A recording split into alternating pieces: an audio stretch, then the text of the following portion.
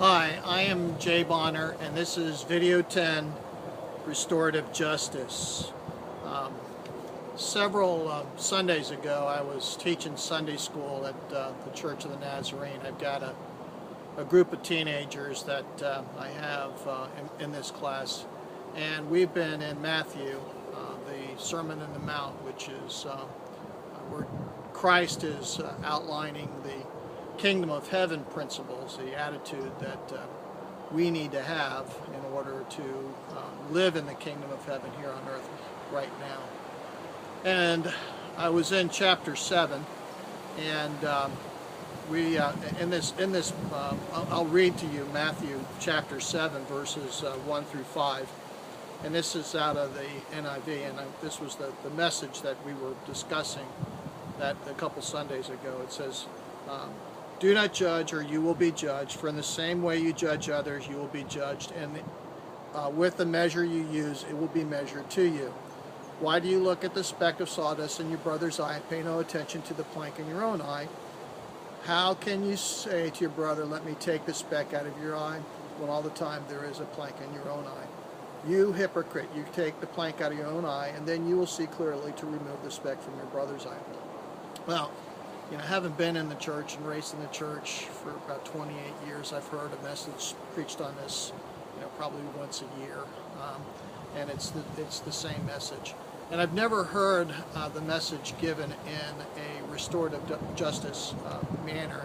And how that thought came to mind is here I was given the lesson. I was talking to the students about it, and I was relaying the story about if I had a splinter in my finger, how would you restore or take that splinter out of my finger? And there's an attitude that you would have. You'd have an attitude of love and care, and you would have an attitude that you would not want to cause any more damage or any more hurt to my finger when removing this splinter from my finger, because you would want that splinter removed so that my finger could be restored. Well, when I said the word restored, it clicked. The whole aspect of restorative justice, and a message that I've never heard preached in this Sermon on the Mount message that Jesus gives in Matthew chapter 7. And I've been involved and engaged in the restorative justice process. We actually introduced the restorative justice system in the Department of Juvenile Justice in Palm Beach County, and I was engaged and involved in we had seminars and trainings, and there's books, and we actually instituted the principle in one of our cities here in Palm Beach County. It was very successful. And the problem that we face today is that our justice system is punitive. It's not restorative. And our justice system is geared to make money. It's a money-making enterprise.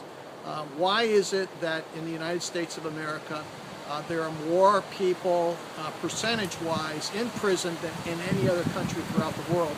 And that is because there's a lot of money that's being made in the justice system.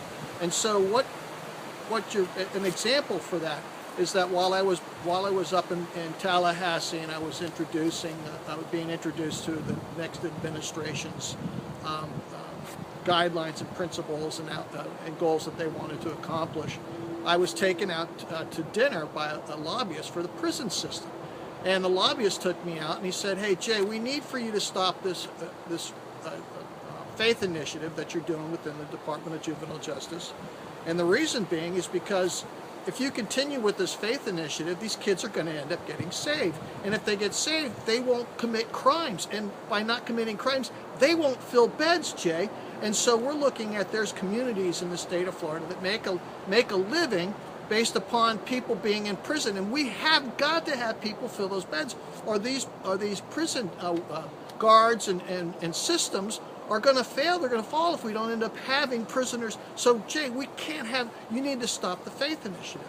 Well, that is just a tip of the iceberg of our criminal justice system and the trillions of dollars that's being made through a punitive justice system. And what Christ is saying here is our justice system, which supposedly is a corrective department of corrections, should be a corrective action, needs to be more restorative than punitive.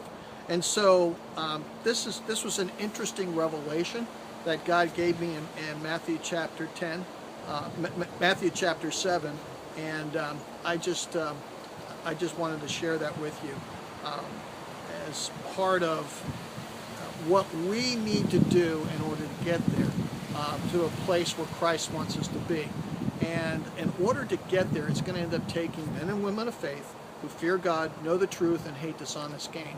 So my role and duty and responsibility is to listen to the Word of God, receive His revelations as to the direction that He has for our nation and our country. And in this time and period, we have an opportunity to be able to take America to the place where God, being the creator of America, take America to where God really wants us to be, and that's in a place where we all love each other, we care for each other, and our justice system is restorative instead of punitive. May God bless you, and may God bless America.